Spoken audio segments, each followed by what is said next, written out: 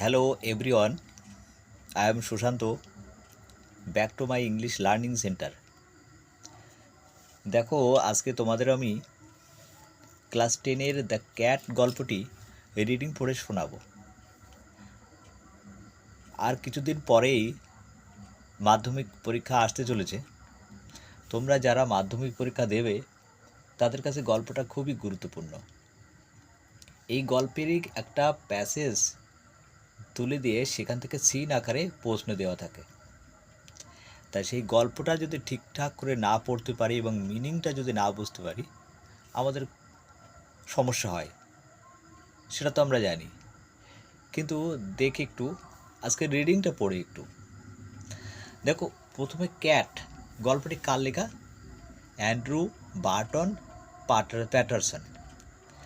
এই লেখকের পরিচিতি একটুখানি দেখি। Andrew Barton Paterson 1864 to 1941 was an Australian poet.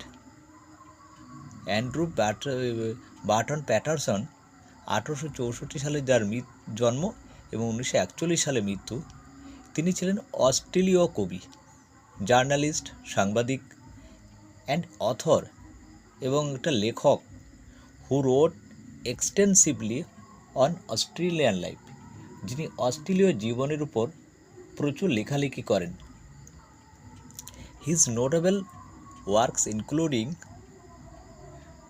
ওয়ালজিং Matilda and the Man from Snowy River. তার উল্লেখযোগ্য রচনাগুলির মধ্যে রয়েছে কি? ওয়ালজিং ম্যাথিলডা এবং the Man from Snowy River. এবার মূল গল্পের প্রথম প্যারা, ফার্স্ট ইউনিট আমি একটু পড়ি। মোস্ট পিপল থিঙ্ক, অধিকাংশ লোকজন ভাবেন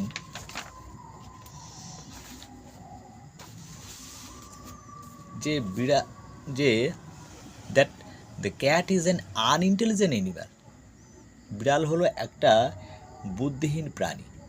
fond of ease and caring little for anything but mice and milk. যে আরাম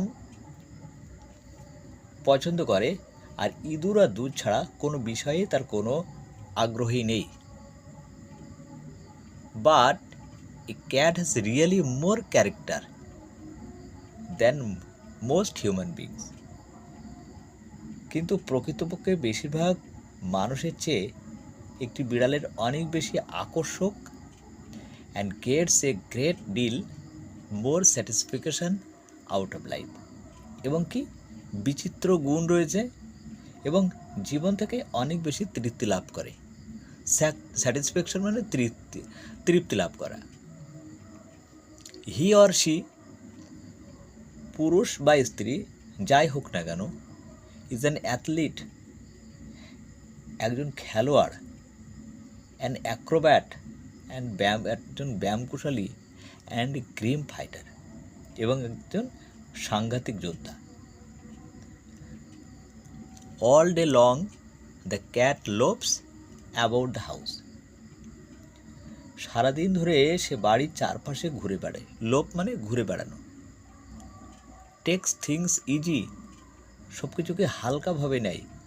অ্যান্ড অ্যালাউজ হিমসেলফ, নিজেকে অনুমতি দেয় টু বি পেস্টার্ড, বিরক্ত হওয়া থেকে, by the attention of the people in the house, বাড়িতে লোকজনের আদর যত্ন দ্বারা বিরক্ত হওয়াকে সে প্রশ্রয় দেয়।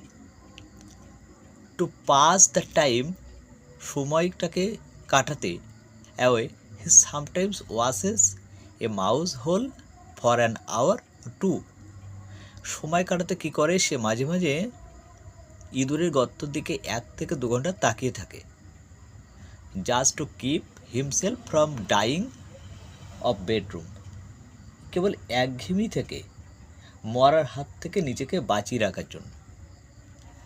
পিপল গেট দিস আইডিয়া, লোকজনেরা এইটাই ধারণা করে, that this sort of thing is all that holds life for a cat.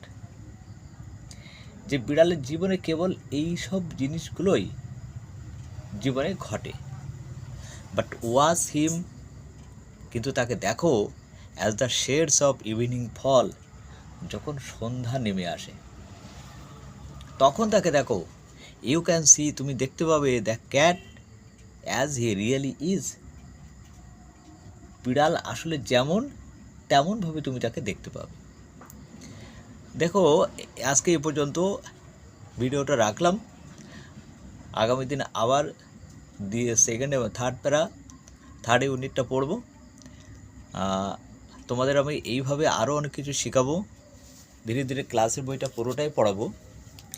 তোমরা শুধু আমার পাশে থেকো, চ্যানেলটা সাবস্ক্রাইব করে দিও এবং একটা লাইক এবং কমেন্ট অবশ্যই করো। আর ইতিমধ্যে যারা সাবস্ক্রাইব করেছো তাদেরকে অসংখ্য ধন্যবাদ।